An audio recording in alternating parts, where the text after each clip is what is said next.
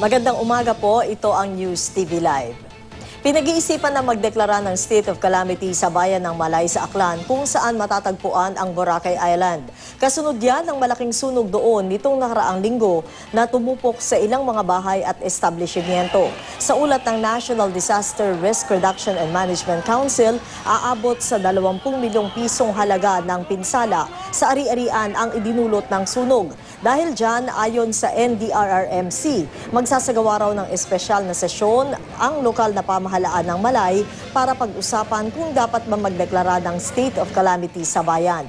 Nagsimula ang sunog sa sitio Manggayad sa barangay Manok-Manok sa Boracay Island nitong Biyerkules. Inabot na mahigit 16 na oras bago naapula ang apoy. Pahirapan daw ang pagresponde ng mga bumbero dahil walang fire hydrant o access road sa lugar. Isa ang naitalang nagtamo ng mga paso sa mga braso habang mahigit 200 pamilya naman ang apektado.